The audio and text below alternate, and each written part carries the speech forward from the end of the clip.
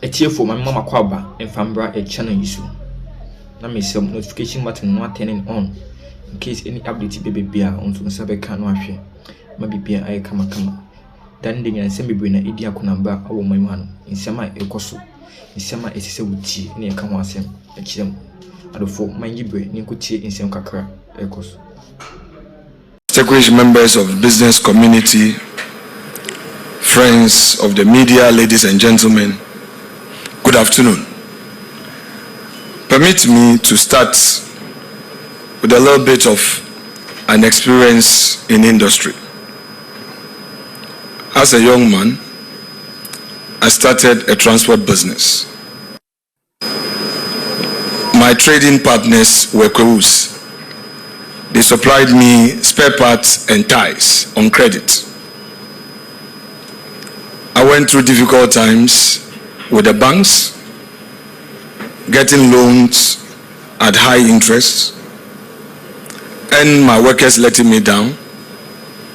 I recall a situation where at Guinness, Ghana, where I was transporting their drinks, at the end of the month, they would deduct all the losses I've made, and then my check was just too small to even pay my loan. And my tie suppliers and spare parts dealers will be on me. I have to pay them. But what happened? Drivers will go and park and play football. They will park and steal some of the drinks and sell. At Awaso, where I was running the bauxite business, drivers will park, they don't care. At a point I had to bring an expert from Canada to assist me. Though we had a transport manager, but the Obroni's face did a change for us, and I had paid dollars. I remember my days at the weekend court because I had to pay SNIT and I was defaulting, and the workers did not really care, and they would even go and report to you that you've not paid their SNIT, and they will use their union to do aluta. The businessman is really suffering.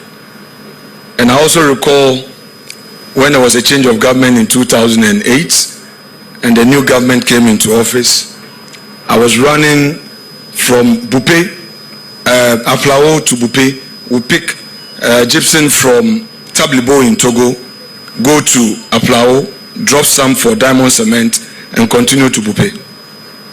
And then at each point, axle load, they would deliberately stop my trucks and other trucks would be passing because they said that boy is an MPP boy.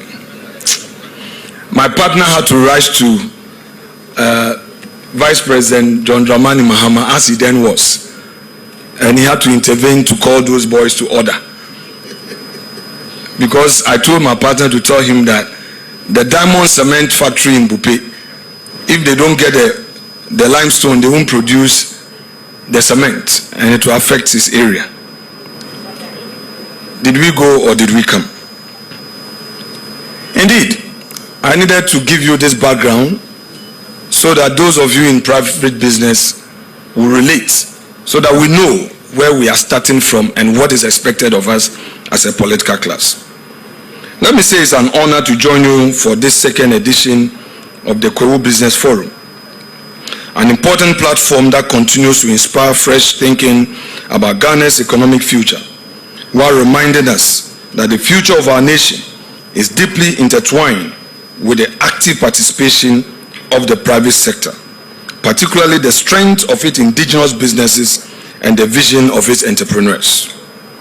The theme for this year, the future of business, the role of the financial sector, is not only timely but foundational.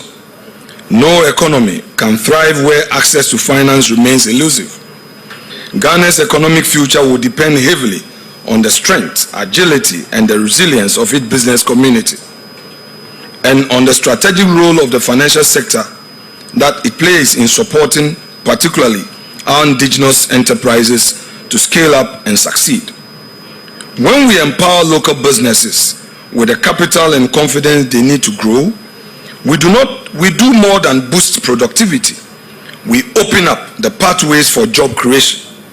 And in a country where youth unemployment remains one of our most urgent national challenges, Building a strong and inclusive financial ecosystem is not just an economic imperative, it is also a social one as well.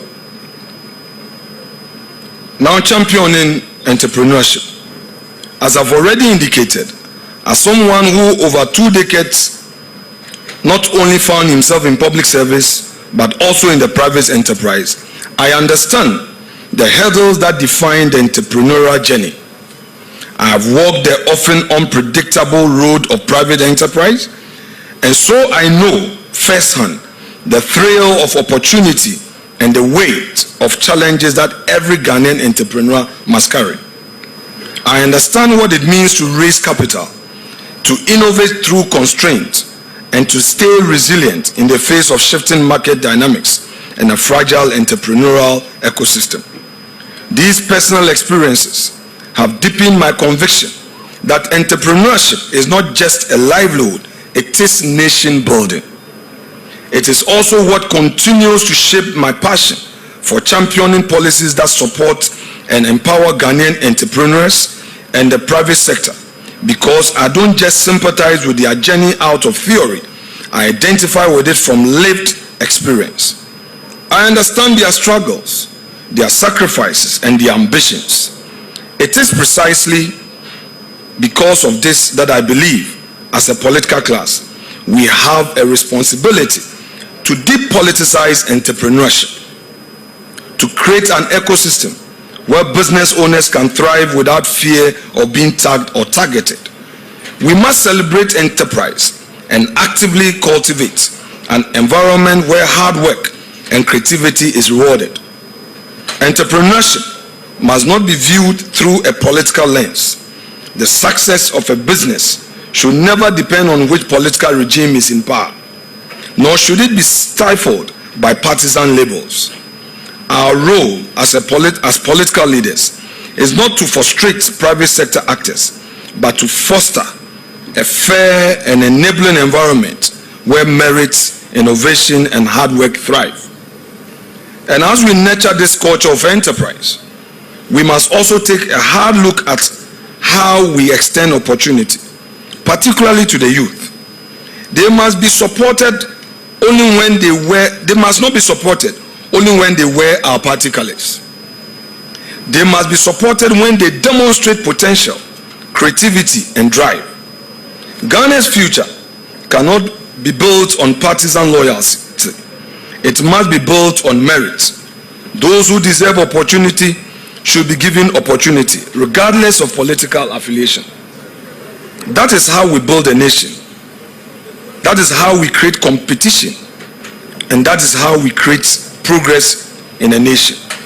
I believe that the time has come for Ghana to consider establishing a national orientation program built around these values, one that instills a renewed sense of civic responsibility, discipline, hard work, and enterprise in our national psyche. We must deliberately shape a new Ghanaian mindset, one that values hard work over shortcuts, merit over connections, and contribution over entitlement. The public sector is already choked, and the jobs of the future will be created in the private sector. This is a mindset people need to have. Such a program, especially if targeted at the youth, could play a transformative role in reshaping national attitude and helping us build a country where excellence is expected, rewarded, and sustained. The role of the financial sector in the growth of indigenous business cannot be overstated. For our economy to thrive, we must ensure that financial institutions play a more proactive role in supporting local enterprises, not only in providing capital, but also in creating the opportunities that will allow these businesses to grow and ultimately contribute to job creation on a national scale. It is imperative that the financial sector adjusts its approach, becoming more attuned to the needs of small and medium-scale enterprises, particularly those led by young Ghanaian entrepreneurs. We must bridge the gap between access to finance and entrepreneurial potential by developing financial products and solutions tailored to the specific challenges faced by our local businesses. Your Excellency, by doing so, we shall cultivate industries that are sustainable, innovative, and grounded in the realities of our local context. This shift will help transform the business landscape, making local enterprises the backbone of our economy and key drivers of job creation. As financial institutions, you were expected to rise to this challenge. You would not just provide capital, but become true partners in the growth of a prosperous Ghana. I conclude by thanking Your Excellency, President John Dramani Mahama, for putting together a platform like this, which continues to shape the future of business in Ghana. This initiative is crucial for not only promoting dialogue, but also translating those conversations into tangible actions that can propel us toward a brighter economic future.